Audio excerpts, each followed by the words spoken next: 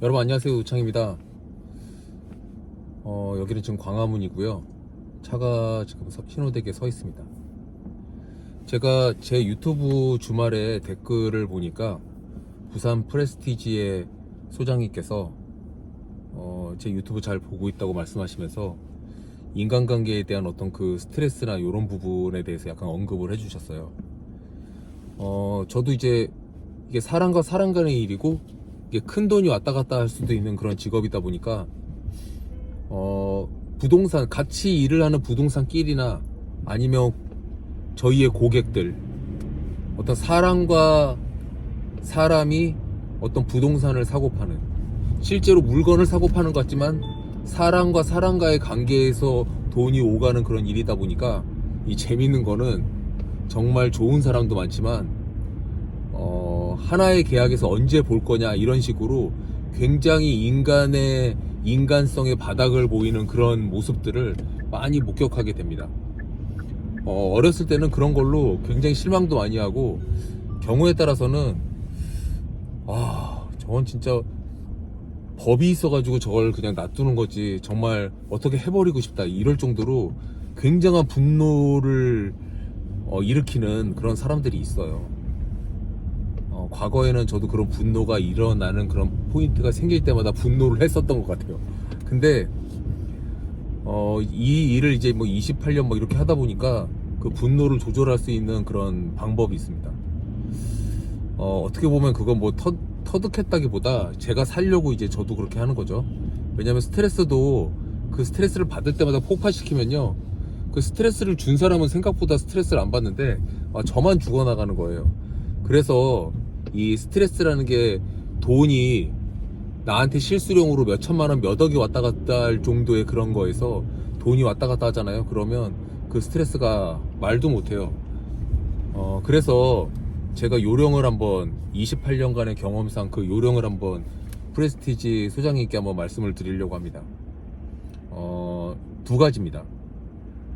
제가 세상 살면서 와 진짜 가만두고 싶지 않다 막 이럴 정도로 엄청난 분노를 일으키는 일이 제가 몇 번 있었는데, 그 중에 한 번 제가 강원도의 어떤 계곡에 가서 그 일을 막 생각하다가 분노를 참을 수가 없어가지고 저랑 이제 가장 친한, 가장 통화를 자주 하는 이제 초등학교 친구한테 전화를 걸었어요. 야, 오늘 내가 지금 여기 평창계곡에 와 있는데 아무리 맑은 물을 봐도 화가 풀리지가 않고 이 분노가 가라앉지가 않는다. 그렇게 얘기했더니 그 친구가 저한테 그런 얘기를 해줬습니다. 창희야, 네가 인생을 정말 일도 열심히 하고 즐겁게 살았다고 생각을 하는데 너 지금 계곡이라고 했잖아.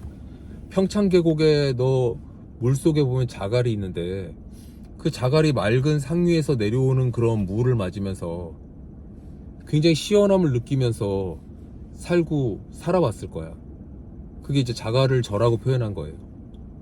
근데 갑자기 상류에서 나뭇잎, 라면 봉지 같은 거 흘러내려와가지고 제 돌 표면에 딱 붙었다고 이제 제 친구가 표현을 하면서 네가 얼마나 지금 답답하겠냐. 창해, 하지만 며칠만 참아봐. 잠깐만 참아봐.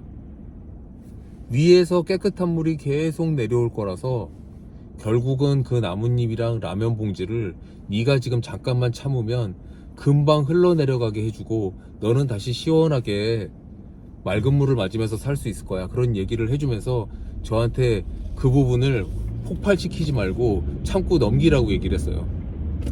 제가 그 얘기를 듣고 좀 마음이 가라앉아가지고 평창계곡에 내려가서 깨끗한 자갈 2개를 주워서 하나는 제가 갖고 하나는 제 친구한테 줬거든요. 그래서 저는 그 이후에 영업하는 사람, 힘들게 어떤 생활을 보내고 있는 사람이 있으면 제가 그 계곡이나 바닷가에서 주워온 돌을 가지고 제가 쓴 시가 있어요. 어떤 스트레스 받는 사람들을 위해서 제가 지어놓은 시가 있거든요. 그거와 함께 지금 말씀드린 거를 똑같이 얘기하면서 그 돌을 손에다가 꼭 쥐어주고는 합니다.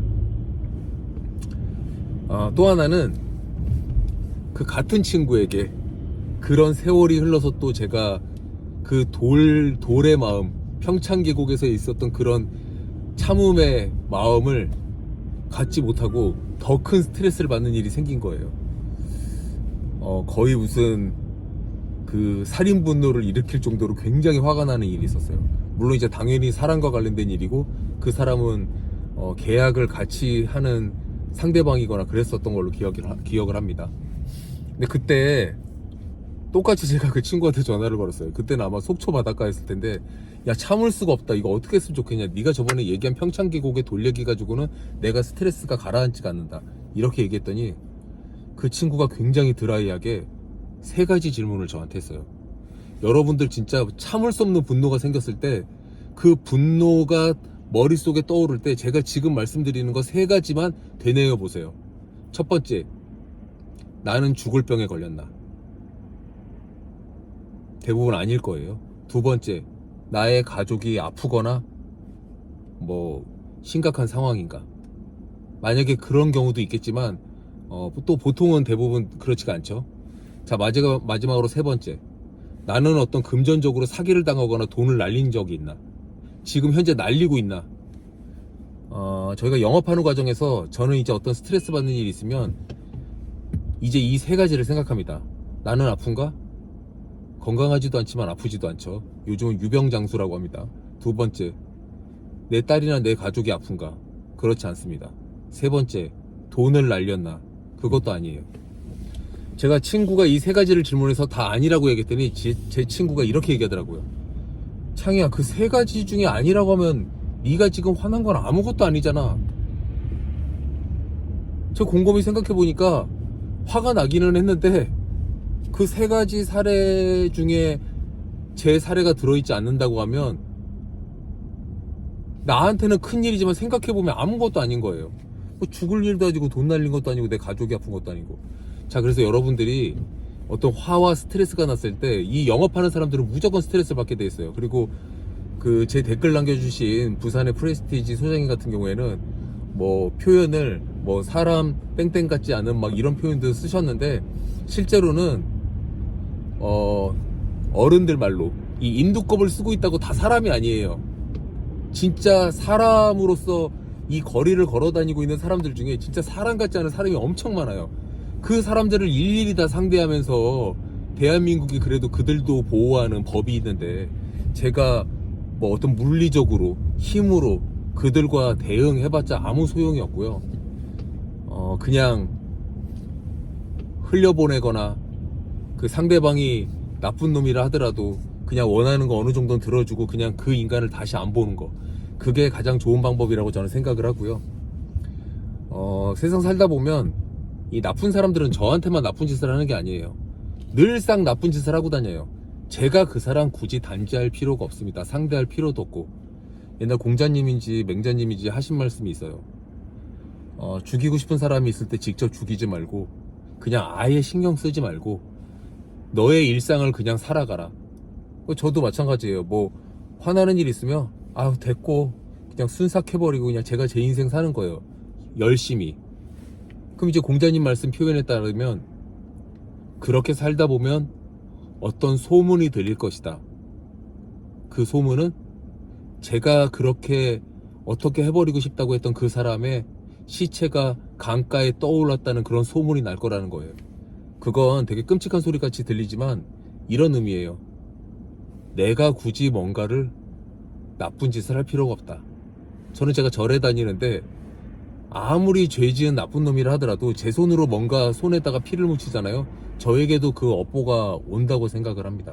그래서 그냥 나쁜 놈 만났어. 그러면 그게 나의 죽음과 내 가족의 건강과 돈을 날리는 일과 크게 상관이 없다고 하면 잊어버리시고, 돈과 상관이 있다고 하면 드라이하게 놔두고 소송하시고 그냥 법으로 처리하면 되고, 만약에 윤리적으로 나쁜 짓을 했는데 제가 어떻게 할 수 없다? 놔두시면 그 나쁜 짓 했던 것들이 저한테만 한 게 아니라 쌓여가지고 결국은 이 세상의 벌을 받게 될 것이다. 그래서 굳이 내가 신경 쓸 필요 없고, 그 신경 쓰는 것도 다 내 인생을 낭비하는 거예요. 그냥 나는 다시 돌아오지 않을 내 인생을 즐겁게 살면 된다. 이런 말씀을 드리겠습니다. 인간 같지 않은 건 아예 상종을 하지 마세요.